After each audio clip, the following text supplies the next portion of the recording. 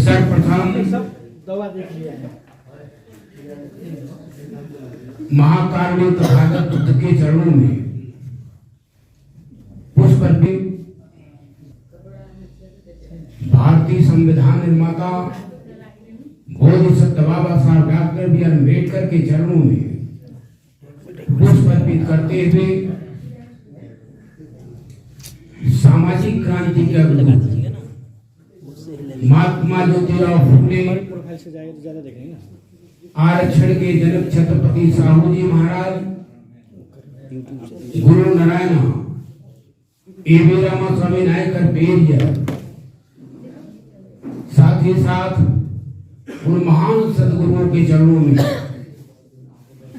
जिन्होंने समय समय पर सामाजिक संघर्ष के लिए प्रयास किया, चाहे महान संत गाडगे जी हो, संत रविदास जी हो, कबीर साहब हो, या और भी जितने महान गुरुओं ने पूरे भारत में या आपके नेपाल राज्य में जिन संतों गुरुओं ने सामाजिक संघर्ष के लिए प्रयास किया, हम उनके भी चरणों में पुष्प अर्पित करते हुए साथ ही साथ उन वीर सपूतों के चरणों में जिन्होंने चाहे भारत देश की आजादी के लिए, चाहे आपके देश की आजादी के लिए जिन लोगों ने हत्या से फांसी के फंदे पर चढ़ने का काम किया, अपनी कुर्बानी दिया, हम उनके भी चरणों में पुष्प अर्पित करते हुए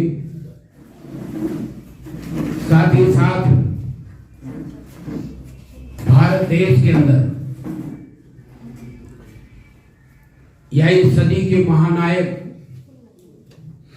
करोड़ों बेजुबान लोगों के जुबान जिन्होंने राजनीति में दबे कुचले समाज को एक नई दिशा देने का काम किया, नया आयाम स्थापित किया, वाम से डीएसओ और बहुजन समाज पार्टी के संस्थापक मान्यवर कांशीराम साहब के चरणों में पुष्प अर्पित करते हुए आज आपके इस नेपाल राज्य में इस धरती को नमन करना चाहता हूं, क्योंकि जहां से विश्व को प्रेरणा मिली, तथागत बुद्ध इस धरती पर पैदा हुए, जिनसे प्रेरणा भारत ही नहीं दुनिया को मिली, और आज दुनिया के 80 मुल्क के लगभग 80 मुल्क से ज्यादा लोग तथागत बुद्ध की विचारधारा को लेकर चल रहे हैं। इसलिए हम इस धरती को नमन करना चाहते हैं और हम अपने मित्रों को, प्रेस के साथी राजेंद्र प्रसाद जी और साथ ही साथ जो भारतीय ये आपके नेपाल बौद्ध महासभा अम्बेडकर के सभी पदाधिकारीगण, और ये प्रथम साधारण सभा का है जिसमें तमाम हमारे पदाधिकारी हैं। अभी पासवान जी ने लंबे समय से अपनी बात को तफसील से रखा है और तमाम वक्ताओं ने अपने अपने तरीके से, मुझे तो पूरा भाषा समझ में नहीं आया क्योंकि नेपाल का भाषा मुझे भी यहाँ आने से नेपाल भाषा सीखना पड़ेगा, क्योंकि हमारी बात समझ में आ जाए लोगों को। इसलिए मैं सभी विद्वजन के प्रति आभार व्यक्त करते हुए इस कार्यक्रम की अध्यक्षता करें सम्मानित अध्यक्ष जी, सभी पदाधिकारीगण, आप लोगों के प्रति आभार व्यक्त करते हुए, क्योंकि दोनों बातें जो भारत देश के और नेपाल दोनों का जो परिस्थिति देखा जाए तो हमें समझ में आता है कि परिस्थितियां लगभग समान ही हैं। जो सामाजिक व्यवस्था है और बाबा साहब जो भारतीय संविधान निर्माता के रूप में और आज जिन्हें भारत नहीं दुनिया के तमाम मुल्कों में, जहां अमेरिका में सिंबल ऑफ नॉलेज कहा गया, आज जहां बाबा साहब के विचारों को, बाबा साहब के बारे में चाइना और अमेरिका वहां अपने सब्जेक्ट में शामिल कर रहे हैं, लेकिन भारत देश के अंदर आप लोग देख रहे हैं क्या परिस्थितियां हैं। मैं उस पर ज्यादा चर्चा नहीं करना चाहता। हम चर्चा इतनी सी बात करना चाहते हैं कि बाबा साहब की चाहत, दो चाहत थी, ये ध्यान रखें। बाबा साहब की दो चाहत थी। नंबर 1, भारत को बौद्धमय बनाना, और नंबर 2, इस देश के मूल निवासियों के हाथ में सत्ता सौंपना। ये बाबा साहब की दो चाहत थी। और भी पासवान जी ने भी उसी से सम्मिलित करते हुए अपनी भावनाओं को विचार व्यक्त किया। हम भी चाहते हैं, नेपाल तो बौद्धमय है, यह है। आज नेपाल को कहाँ जाना चाहिए था? आज ये विश्व का केंद्र बिंदु बनना चाहिए जहाँ तथागत बुद्ध पैदा हुए हों। जरूर जो उनके विचारों के साथ नेपाल में नाइंसाफी हुई है, नहीं तो आज विश्व गुरु के रूप में नेपाल माना जाता। और अभी हम लोग तो इधर नहीं आ पाए, लुम्बिनी में जहाँ भगवान बुद्ध पैदा हुए, हम लोग कार्यक्रम में वहाँ आते रहते हैं, बुलाया जाता है। और अभी साल भी सारनाथ से पैदल धम्मा लर्निंग सेंटर के संचालक इंचार्ज माननीय पूज्य चंद्रमा भंते थेरो जी ने, जहां सारनाथ में तथागत बुद्ध को ज्ञान की प्राप्ति हुई थी, उन्होंने अपने लोगों को, भिक्षुओं को, अपने मित्रों को ज्ञान दिया। और ज्ञान तो प्राप्त हुआ बोधगया में, लेकिन उन्होंने सारनाथ में अपनी बात को रखा। तो चंद्रमा भंते थेरो जी ने पैदल यात्रा, धम्म यात्रा निकाला।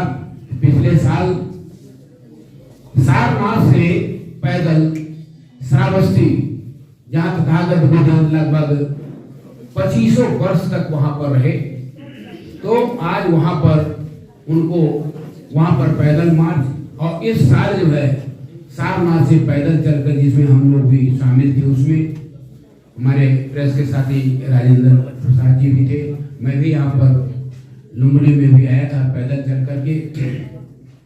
इसलिए हम कहना चाहते हैं कि आज हमें विचारों की, जो तथागत बुद्ध ने 2500 वर्ष पहले कहा,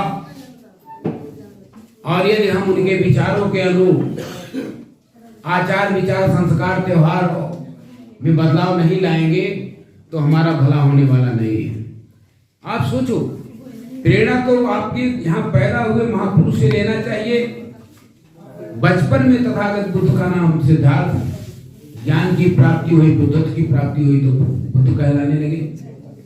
और सोचिए, ज्ञान प्राप्ति के बाद आज पहले सिद्धार्थ नाम था, राजा की बेटी, उन्होंने क्या किया? या जितने लोग बैठे हैं सब लोग सोचते हैं हमारे पास धन दौलत हो जाए, रुपया पैसा हो जाए, बढ़िया गाड़ी हो जाए, बढ़िया मकान हो जाए, खूबसूरत बीवी मिल जाए, एकदम बढ़िया गाड़ी हो जाए, ये सारे लोग चाहते हैं। लेकिन तथागत बुद्ध ने क्या किया? तथागत बुद्ध ने अपने राजपाट को छोड़ा, माँ बाप को छोड़ा, खूबसूरत बीवी को छोड़ा, बच्चों को छोड़ा, और जब उन्हें ज्ञान की प्राप्ति हुई तो आज आप देखो कि दुनिया कैसे मुल्क में उनके विचारधारा चलने वाले लोग हैं। इसलिए हमें आपको जो तथागत बुद्ध ने 2500 पर पहले अपने में आत्मसात करने के लिए कहा कि हमें दुनिया में दुख है तो दुख का कारण है, कारण है निवारण, निवारण है उपाय है, उसके रास्ते हैं। यहाँ हम आए कोई कारण है विचारों का आदान प्रदान करने के लिए। इसलिए मैं ऐसे मौके पर आपका आह्वान करना चाहता हूं, जहां तक भारत देश का सवाल है, और अभी हम बहुत पीछे हैं। संविधान बाबा साहब ने लिखा, बाबा साहब ने कहा कानून कितना भी अच्छा हो, लेकिन कुर्सी पर बैठने वाले के नियत के ऊपर डिपेंड करता है किस तरह से इम्प्लीमेंट करता है। कानून कितना भी अच्छा हो, लेकिन कुर्सी पर बैठने वाले, अब आप सोचो वही प्रदेश है, उत्तर प्रदेश से हम 93 में विधायक हुए, एमएलए बने बसपा से, 96 में एमएलए बने बसपा से, और फिर 2004 से मेंबर ऑफ पार्लियामेंट लोकसभा के हम सांसद रहे और पूरे देश में मूवमेंट के लिए काम हमने किया। तो आज मैं इस बात को इस नाते कहना चाहता हूं, ये आपकी बहुत बड़ी जिम्मेदारी है नेपाल के साथियों।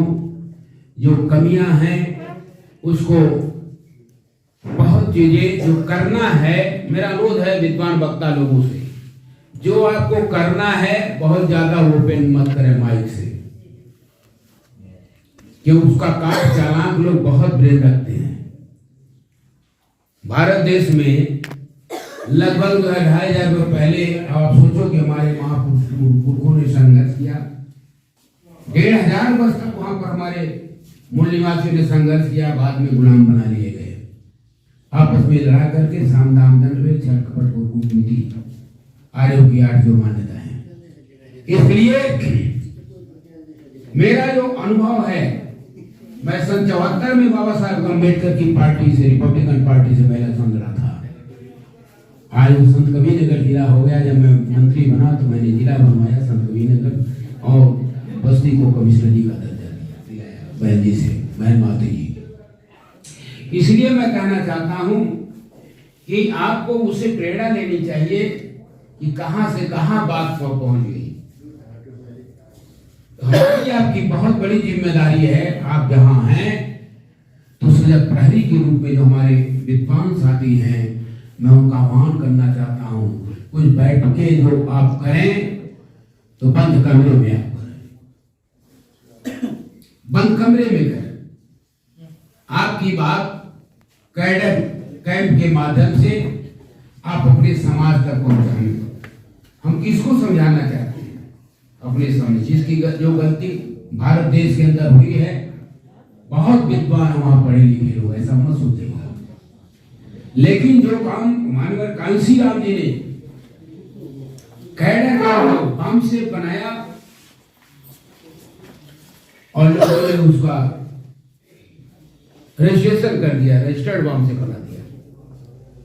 और बम से जो बना, सर्विस ऑफ कंडक्ट रूप से आप बंधे हुए हैं, आप मंच पर भाषण नहीं दे सकते, राजनीतिक मंच पर। बंद कमरे में सारा काम बम से के लोगों ने उत्तर प्रदेश में समाज को दिया, आर्थिक सामाजिक ये सब सारा कुछ दिया। ब्रेन मनी, टाइम, बुद्धि, समय और धन हमारे कर्मचारियों के पास। इसलिए मैं ऐसे मौके पर कहना चाहता हूं कि हमें प्रेरणा लेना होगा कि कहीं कोई खामी है तो उसमें सुधार करके आप समाज को तैयार करिए और वाच करिए कि हमारा समाज कितना तैयार हुआ। अम्बेडकर जयंती आप करें सामाजिक मंचों के माध्यम से, कोई बात नहीं है, ये आपकी जिम्मेदारी है जगह में।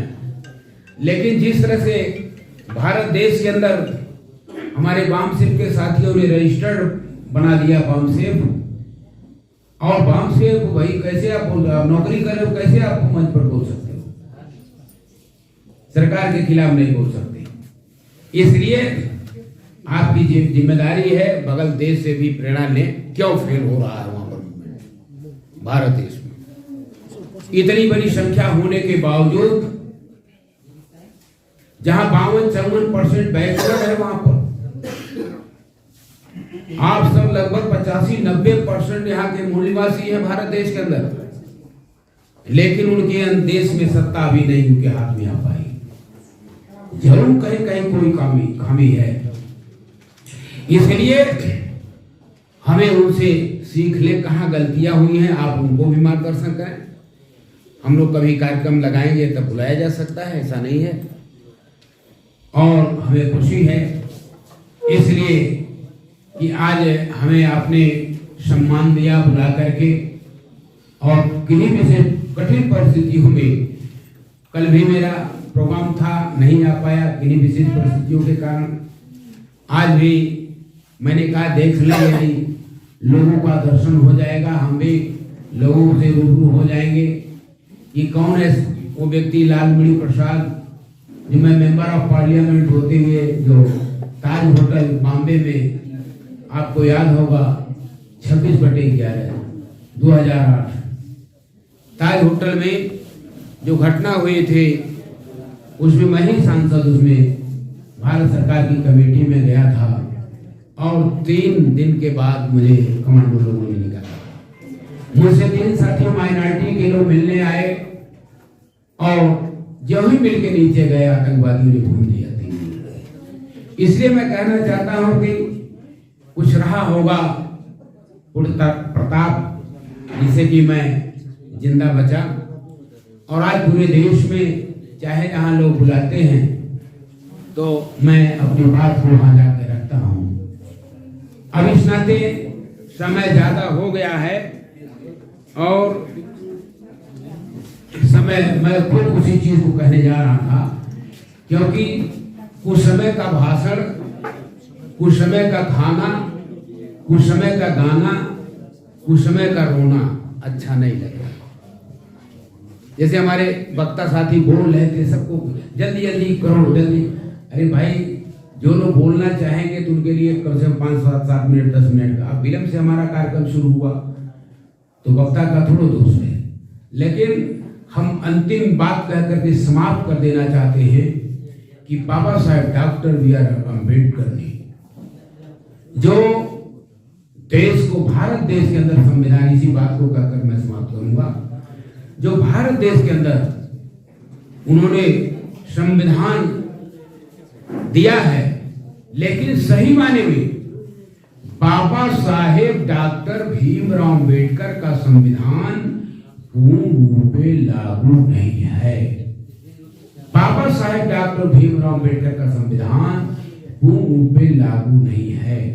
यही कारण है कि भारत मुल्क की 5 राष्ट्रीय समस्याएं बरकरार हैं।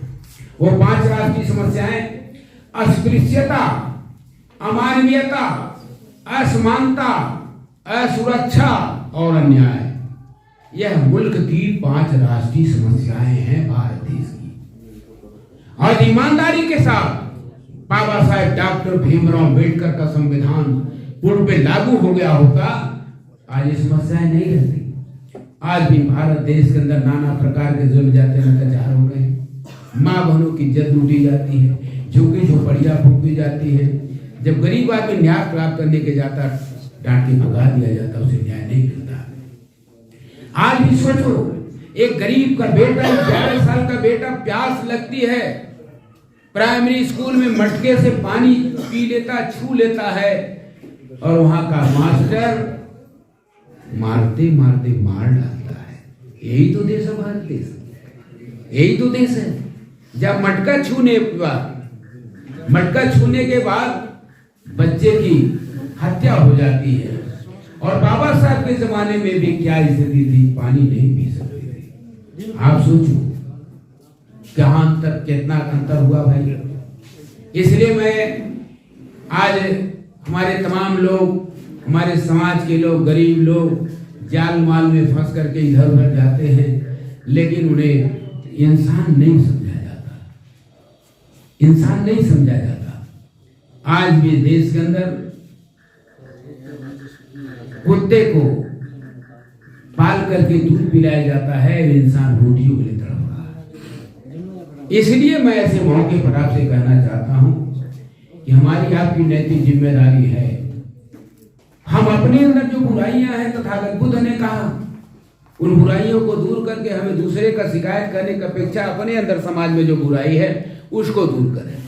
मंच पर हम इन्होंने ये किया, वो किया, कुछ नहीं। अपने समाज के अंदर जो बुराई है उसको दूर करके नए समाज का निर्माण करने के लिए, सम्राट अशोक के सपनों का भारत बनाने के लिए, उन महापुरुषों के सपनों का भारत बनाने के लिए, तथागत बुद्ध के सपनों, बाबा साहब अम्बेडकर, कांशीराम, महात्मा ज्योतिराव फूले, उनके सपनों का भारत बनाने के लिए आइए हम सब मिल करके पूरे विश्व में अपनी गरिमा को, तथागत बुद्ध की आइडियोलॉजी को और बाबा साहब की विचारधारा को फैलावें। और इन्हीं सब शब्दों के साथ जितने भी यहाँ पर रहे हैं, हमारी बात को सुने हैं, मैंने कोई भाषण नहीं दिया, जनरल बात रखा है। पूरा बोलने के लिए हम लोग पूरा 4 घंटा कैडर देने वाले लोग हैं। इस नाते समय के कारण जो है मैंने जनरल बात आपके सामने, फिर कभी मौका मिलेगा तफसील से अपनी बात को रखेंगे। पुनः मैं विद्वान वक्ता साथियों के प्रतिभाग जिन्होंने अपना अमूल्य समय हमें दिया उनके प्रतिभाग व्यक्त करते हुए और पदाधिकारियों के जो बोल नहीं पाए उनके प्रतिभाग व्यक्त करते हुए प्रेस के साथियों के प्रतिभाग व्यक्त करते हुए यहाँ के पुलिस प्रशासन के प्रतिभाग व्यक्त करते हुए माता बहनों के प्रतिभाग व्यक्त करते हुए आपने हमें जो रिगार्ड दिया हमें जो सम्मान दिया मैं यहीं पर पुनः तथागत बुद्ध और सभी महापुरुषों के चरणों में पुष्प अर्पित करते हुए अपनी वाणी को हम विराम देना चाहते हैं। धन्यवाद। जय हिंद। जय